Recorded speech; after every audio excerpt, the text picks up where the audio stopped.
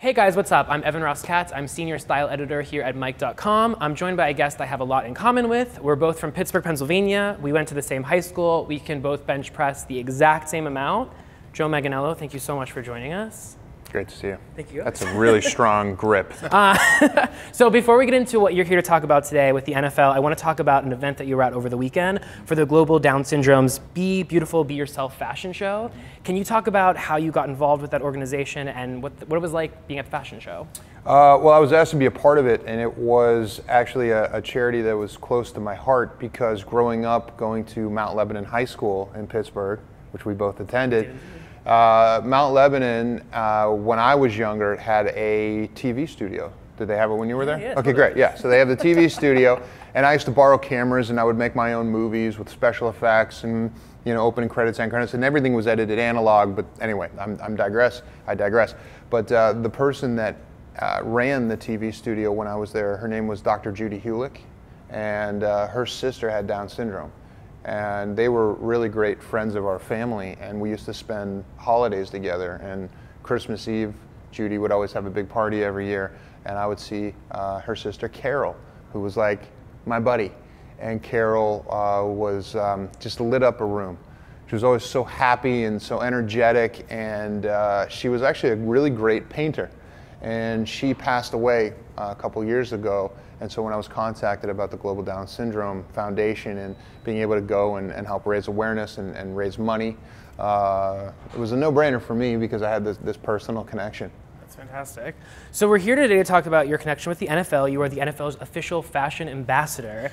Can you talk to me about that role? Fashion ambassador. Yes. Sounds very fancy. Yeah, well, I'm a diehard Pittsburgh Steelers fan, which you know how that is when you're from that city. We'll get into that in a minute. Yeah. So, my wife would always say things to me like, the Steelers aren't a fashion brand, because I would wear them head to toe around the house all day, and now I get to say to her, no, they are. The NFL's really stepped up their game this year, and they've started, using the tri-blend cotton and fun fabrics to wear, as opposed to like the big, thick, boxy, burlappy shirts that we had growing up as kids. Now, in Sophia's defense, the Steelers' colors were a very bright, ostentatious display. Are black, yellow. So I can understand that. Well, you want to stand out when you have more Super Bowl titles than any other team. Absolutely, and could be even more coming up. Now I want to ask, being a Pittsburgh Steelers fan, I grew up in a Steelers household. I remember how different dinner was with my brothers and my father if we would lose the game. I know other cities feel a similar sense, but I do feel like there's something special about being a Steelers fan in the emotions that you go through. What is it like coming from the city, and how would you describe that specific fandom? Yeah, you ride or die with that team. Sunday decides how the rest of your week is going to be. And I think all of us from Pittsburgh, we're so emotionally invested in that team, but I think that goes all the way back to the 70s, because I think when you had a city like ours who was so depressed economically when those mills closed, the morale of the city was really kept alive, and I think that the culture was kind of held up above the team's head and carried through that depressed time until we could find a new identity in a way that a lot of Rust Belt cities really haven't. And I think that because of that, the city and the team are just, it's a symbiotic relationship. And I think a lot of people still associate Pittsburgh with being blue collar, but we're not. We're not anymore, but our personality is. And I think that we've kind of kept those great personality traits alive from that time of depression all the way to now we're flourishing, but we're still blue collar and hard working. Don't be an idiot. So one thing that Sophia told me when I interviewed her back in September, I asked her what she thought the prospects for the Steelers season were, and she said either way, she just wanted peace in her household. So I'm just curious, we're lucky, the Steelers are 7-2 right now. It seems to be a good season that we have going, but what is it like when things don't go so well? What are your emotions like? She knows. She knows it's time to be extra nice to her husband. Yeah, I mean, she's become a really great and supportive Steeler wife. Now, has she taken an interest in the actual game?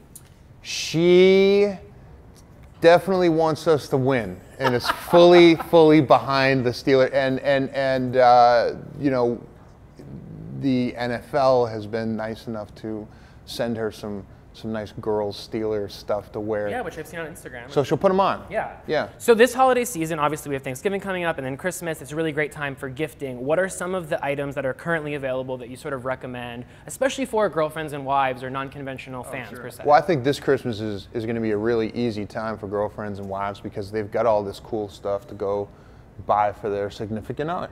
And, you know, for the first time, I mean, yeah, there's like nice, comfortable, everyday clothes and sweatshirts and sweaters, and I mean there's just like an insane variety of cool styles now at NFLshop.com, so you can just go on there and get your shopping done and you're out. So we talked about the Super Bowl prospects a little bit for the Steelers, but whether or not they go, there will be a Super Bowl, and the national anthem is always a really big part of it. Those things without Oh yeah, it's just otherwise it's canceled. Yeah. Obviously, Whitney Houston sung one of the most famous national anthems of all time. Fellow Pittsburgher Christina Aguilera a few years ago. If you could choose who to sing this year's national anthem right now, I know, tough question. Oh boy. Well, I mean, geez, I'd have to go with Rusted Root, man. I'm gonna pick a Pittsburgh band. Let's get Rusted Root. Yeah. Okay, fair enough. Men's Health voted you one of the 100 most fit men alive, which is a very big title to undertake. What's it like being so fit? It's fun. I enjoy working out. I've always, you know, and I think that that's indicative of Pittsburgh's personality in a way. You know, we're a city that really promotes sports and athletics, but also on the other side, we also have a great art culture. One of the best drama schools in the world is located in Pittsburgh. Andy Warhol was from Pittsburgh. The Andy Warhol Museum is there. Andrew Carnegie set up some of the best museums you're going to find in the world, and certainly the museum with the biggest dinosaur collection in the world. Of you know, amazing modern. Climb up it outside, the two outside. You can't, yeah. So, so for me, I think, you know, fitness and you know, intellectual pursuits were always, you know, they were kind of woven together for me growing up. One of the interesting things from your book that I remember, you wrote an entire fitness book, and you had the foreword written by Arnold Schwarzenegger, if I'm correct. And one of the interesting things I learned from reading that was sort of how much gym culture has changed over the last couple of decades, how there really wasn't a gym culture and how it really became established. What was one of the best things that you learned through writing this book? Oh boy. Well, you know, the book is more of a self-help book than anything else. It's more about people overcoming difficulties, usually mental, because I've found that what keeps people from achieving their goals is the same thing that keeps people from achieving, you know, the type of fitness or the type of you know, fit life or exercise life that they would like to have, which is the mental side of it. Anybody can learn how to do this. Right. But what keeps you from becoming the best version of yourself? It's usually something mental. And so I wrote the book in the hopes of trying to take all those excuses away and trying to teach people how to cut those wires, you know, and to allow them to, you know, clear the road and to live the life that they want to live. You obviously have like a really busy schedule being a movie star, and fitting in these workouts must be a challenge. How do you sort of find the discipline, and then like how do you recommend for other people that also contend with busy schedules to find the time to make sure they get these workouts in? You just do it, you know. You just do it. Arnold always says you have to learn how to sleep faster. And that's the thing. People say, well, I don't have time. I have this going on. I have that going on. And I think, you know, I've got a lot going on too. And, you know, the guy who wrote the foreword to my book was the governor of California. That's a pretty busy job, but you can still find an hour to do it, you know. For me, when I was, you know, coming up, I would only rent apartments that were like within a couple of blocks of a 24-hour fitness. A gym that was open 24 hours, so I never had an excuse. And so I would just pop up out of bed and run over there. Now, as I made more money, I then invested in that treadmill, so I didn't have to wake up and go across the street to use it. And all of a sudden, I started building out, you know, a room in my house to do that because it was important to me, and I wanted to save time. So, you know, I say to people that there's absolutely time. If you want to do it, you'll make time for it. Any chances of another book coming from you? Well, we're actually getting ready to launch an app in January. We've been working, we've got this amazing app set up that just works with your iPhone, and it does everything from count your rest periods for you and give you a little signal to get back to work, to tracking your workouts, tracking your weights. It gives you a workout every day, so it literally takes all of the thinking out of it. And it's also got a database of videos to use, so when you hit the exercise, it's going to tell you what the exercise to do, and next to it you can press the video button and a video will pop up of me and my trainer teaching you all of the tips so that you can know what proper form is. Nice, and that's coming out in January, you said? January, yeah. That's exciting. Magic Mike, a film you were in, very popular. Magic Mike XXL, very popular as well. Is there any talk of a trilogy? Maybe when we're like 70. What's your favorite experience when you look back on both films from filming? Well, probably spending every night after shooting with Steven Soderbergh. We'd just sit for hours, and he would just tell me stories about the business and everybody in every studio, and you know, he taught me what to stand for in this business, which is the preservation of the creative, and to always fight for that.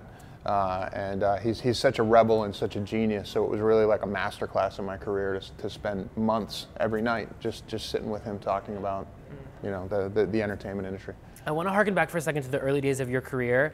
In 2002, you appeared in Sam Raimi's Spider-Man. Yeah. And really at the time, that was like one of the first superhero movies. I remember going to the dentist in Mount Lebanon, and it was such a big deal because it was like Joe Manganiello, local hero, starring in this big budget movie.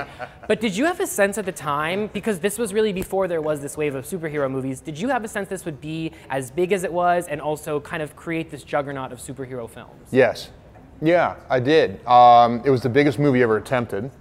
And that opening weekend, I mean, I don't think anyone really predicted that the opening weekend was gonna break the record. I think it was like 114.3 or something at the time. I think is what it was. I knew it was going to be huge.